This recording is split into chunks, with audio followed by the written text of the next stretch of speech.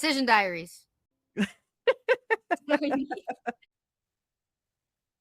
Welcome to Decision Diaries.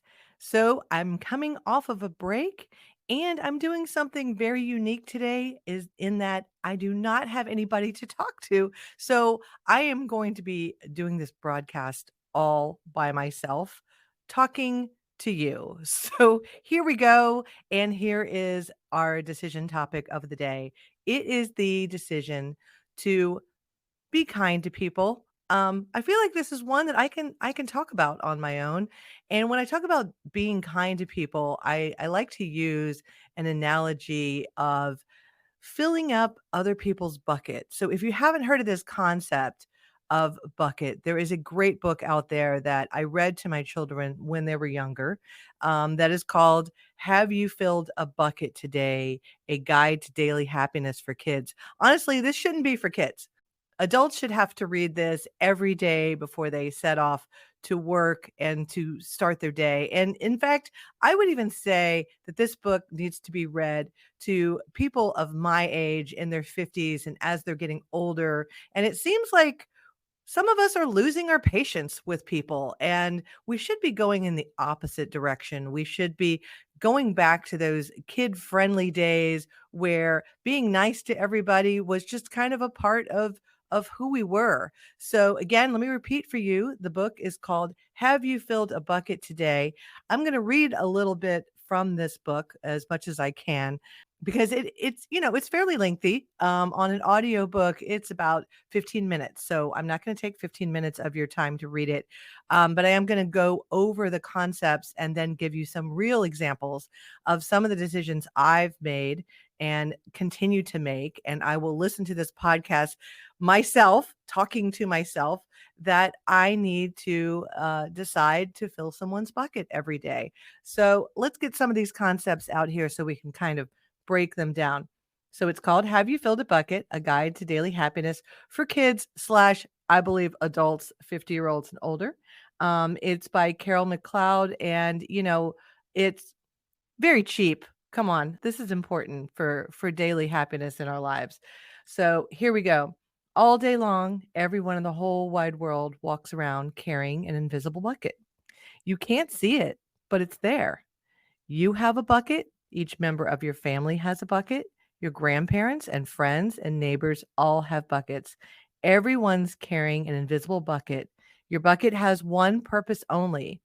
Its purpose is to hold your good thoughts and good feelings about yourself. Now, so imagine we're all walking around with these buckets, and then you're on the way to work and you've got your little bucket in your car, and the person in front of you has a little bucket in their car, and they're at the stoplight and they're taking a long time to go.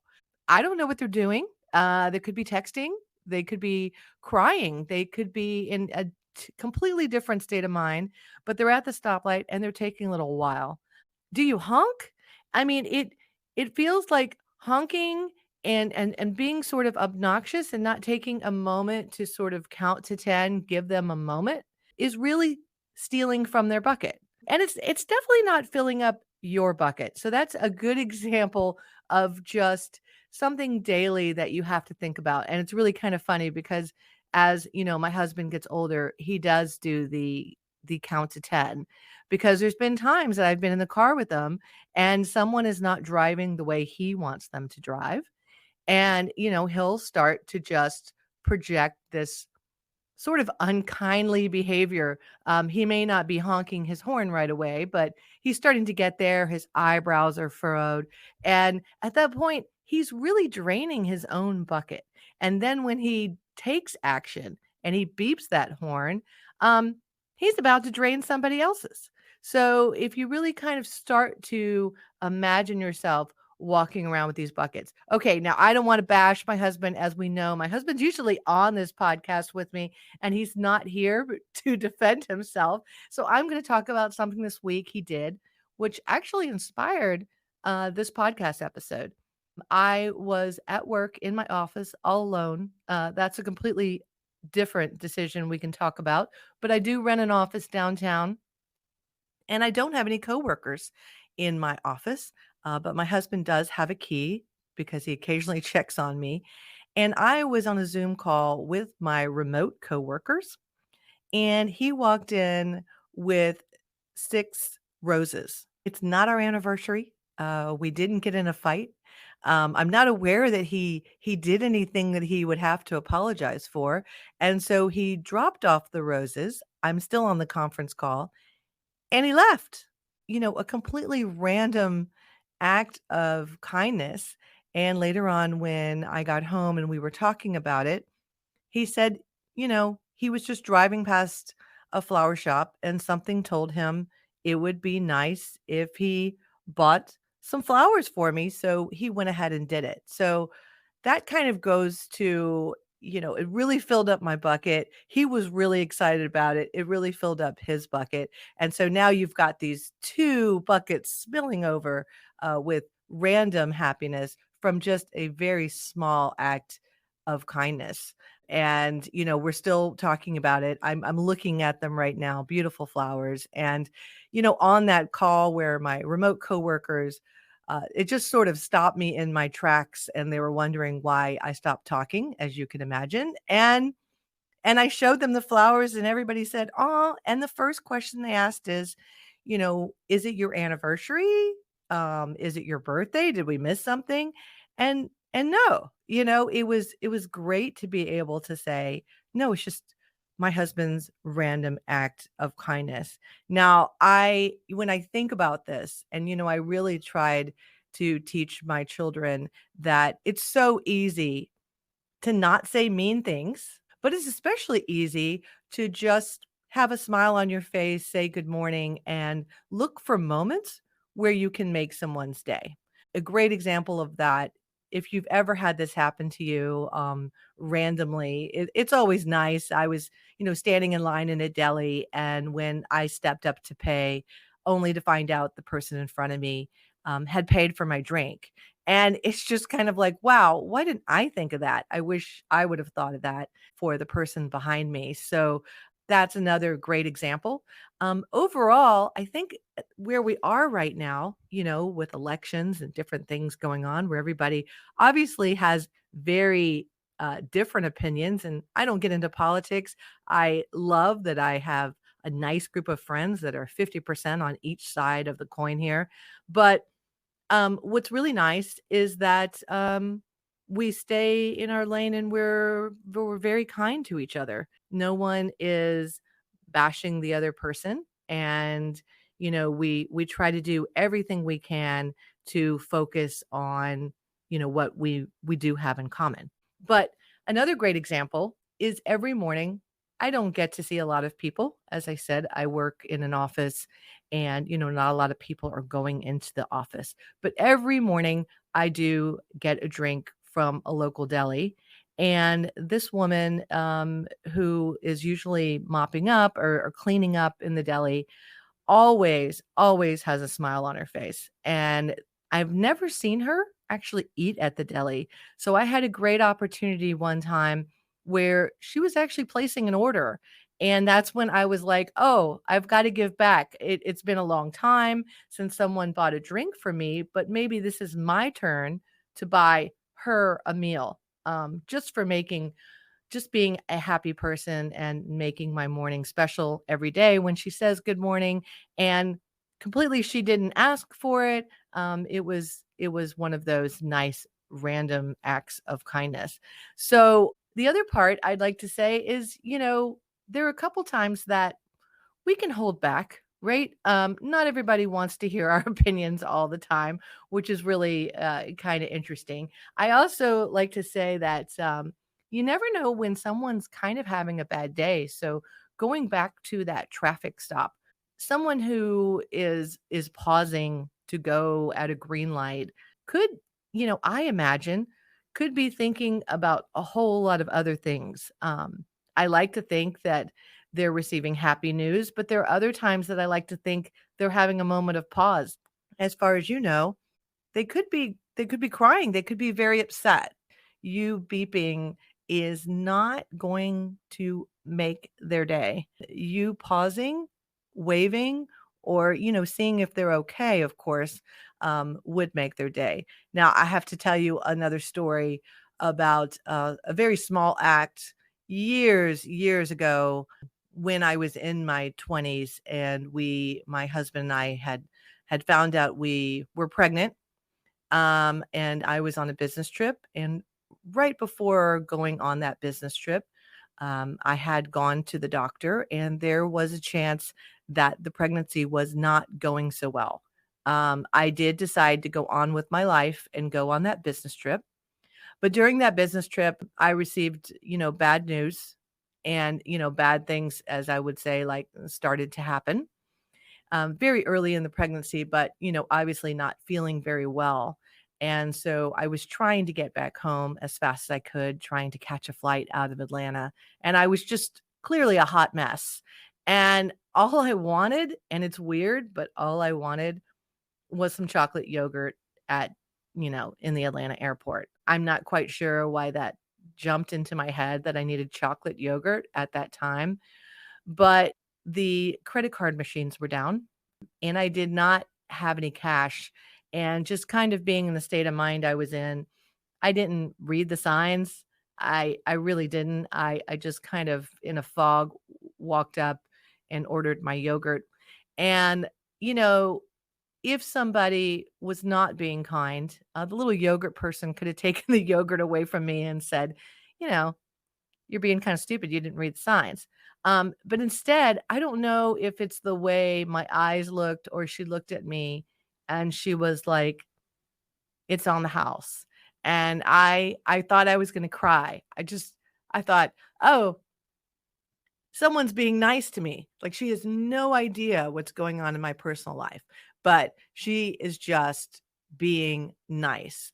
And that to that yogurt person who worked at the Atlanta airport 20 years ago, I say, I mean, I got on the plane and just really felt loved. It's crazy that something so small could make you feel like that.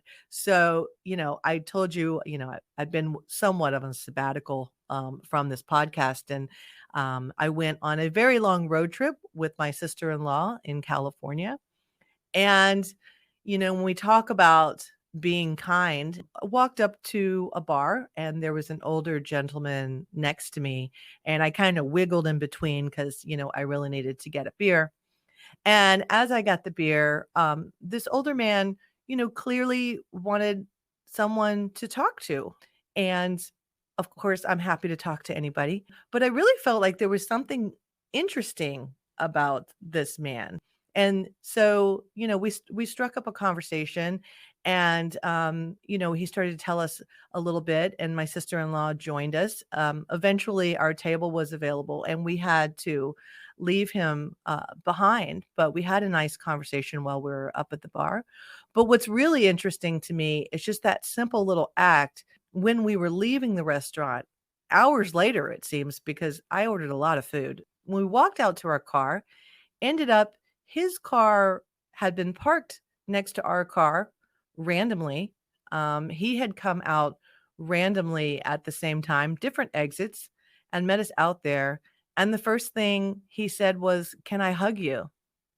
And I gave him a big hug, and he just told us how he had been so lonely lately, and he just really enjoyed the conversation. And that just struck me as just filling my soul. I mean, honestly, my sister-in-law talked about that, of all the coincidences, of all the she had to find a place to park the car, I was up at the bar, he happened to be parked next to us. We didn't turn our backs on him. Sometimes when people go up to a bar, you tend to kind of put your shoulder in, lean in, get your beer, walk someplace else in kind of a non-crowded spot. But instead, just turning and being just really kind to somebody who at the time, I mean, it's not like he had a sign like, "Somebody please talk to me." He just had that look on his face, like, I felt like he had a story to tell, and it was quite an interesting story. And, afterwards, after we gave him the big hug, and we told him, "Thank you for the conversation." He was like, "I think I'm gonna reach out to some of the people in my family and get us together more often like you kind of mentioned. So he sort of left with a takeaway of paying it forward.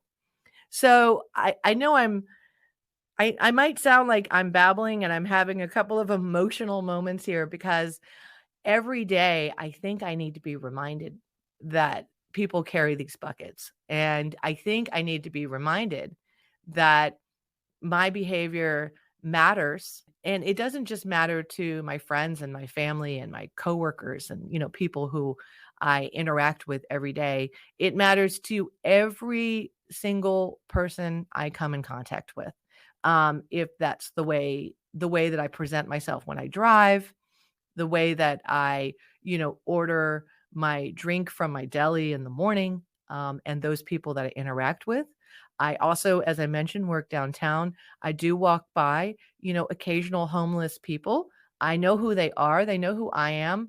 I want to smile. I don't know what their night might be like. I don't know if they're having a good day or a bad day or if something's going on. The other thing too, I have to remind myself is that you also control you taking from your own bucket. So there are times that I think everybody has some dark thoughts internally about themselves and can really, you know, send some negative thoughts to themselves. I see it occasionally in my children. Occasionally I'll see my husband's eyebrows being furrowed, and he's thinking something in his head that probably is not very positive. He might be worrying about his sales numbers. I've had moments where, I kind of constructed this whole drama of, oh, I think I'm going to lose my job, really kind of doubled down and got wrapped up in that, and and now I laugh about it because, when I finally bubbled that to the surface and, talked to my boss about it, from her perspective, it came out of completely left field. Like, where did this whole story originate? All in your head. So it's kind of crazy that we can do that to ourselves. And then I do think that there is a little bit of an inner voice which is telling you, why not do this or why not do that? And I don't know that everybody always listens to that. So, the old man at the bar that I was talking about, when he said, oh, I think I am going to do more activities with my family. He mentioned being lonely. And that's the first thing I asked about. Where is your family? And he's like, well, my family's around, but my family's busy. And it's like, well, maybe they are, maybe they aren't. I mean, maybe that's you thinking they're busy and they're really not. And if you organize things or you reach out to them, you can change that. So I think that's what he left with. And he said, I guess you're right. I guess my inner voice was telling me that they were busy and maybe they're not. So again, your inner voice telling you something. So here comes another story. I'm in church and I don't know why. This was years ago that I had a coworker named Karen. All of a sudden she popped in my head.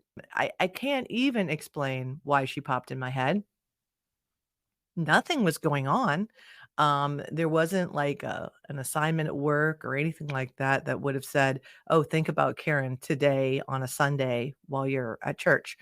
And then the next thing that popped in my head, and this is going to sound completely random, is socks. Okay, socks and Karen. I mean, where did these ideas come from? So all of a sudden, I feel this strong need to buy my coworker home delivery socks. Not any socks, but home delivery socks that are happy socks, like socks that say things like "Have a great day" or little puns like, you're very nice, or with little strawberries on it or something stupid like that. Didn't tell my husband. I just felt like this strong, weird passion. Went home that day and said, I'm going to listen to this voice because this sounds weird. And I Googled and I found some cute little socks. And I looked up like a monthly delivery or a weekly delivery, how much it would cost to just randomly deliver these socks to my friend, my coworker, Karen. I had her address thanks to, our internal employee site. So I had her address. And then the other thing that came to mind was I'm not going to sign the card. I'm going to leave it anonymous. Won't that be fun? Don't know why I thought that, but I thought, won't that be fun? I'll watch her come to work wearing these socks and she won't know who bought them for her. And it'll be just like a random act of kindness. And, it'll be interesting to see who she thinks bought them for her. Maybe she'll think her sister did or something like that. So on we go. I buy these socks. First pair is delivered. She wears them to work. She doesn't say anything. I say, nice socks. She's like, yeah, nothing. Right. So she gets a few more. And I said, where are you getting this from? Who's sending this to you? And she says, oh, I don't know. I think some advertising company has me mixed up with somebody and they're sending me like sample socks. Cause as I mentioned, I didn't put anything on the card. So finally I had to tell her, I just had to, right? I was like, oh, haha, those are actually coming from me. And, I know she had that question of why. And I was like, I just randomly thought of buying you socks. Now, flash forward a year later, her cancer had returned. And at the time, she did not have cancer. Her cancer returned and she passed away within the following year. So I am saying to you, take that opportunity if there is an inner voice, something telling you to call your parents, somebody telling you to just call a random friend. I've done that a couple of times where I've called a random friend to find out something upsetting happened to them, or I've called a random friend and found out some great news. So don't hesitate when you hear that inner voice telling you that there's something you need to do. And, going back to my husband, I'm glad that as that inner voice said to him, buy flowers for your wife, that he actually listened to it, which is really shocking because he probably listened to that voice more than he listens to me. So I am going to wrap this up and say that this is my declaration, if you will, of my decision that I am going to be very mindful every day when I wake up. You start with an empty bucket. It's unfortunate you start with an empty bucket every day it resets, and so does everyone else's. So when you're out there and you're heading on your way, if you really want to fill up your bucket fast, fill up everyone else's first. So with that, I'm going to say, please subscribe to Decision Diaries. I don't want to go on another sabbatical again.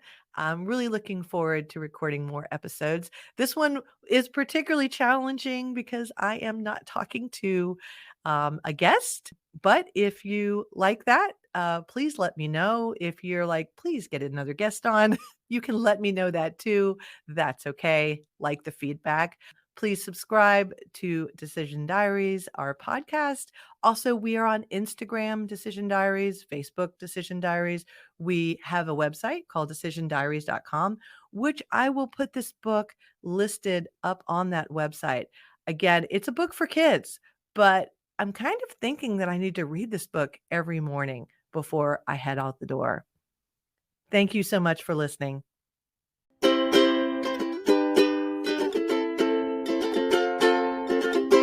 Decision Diaries.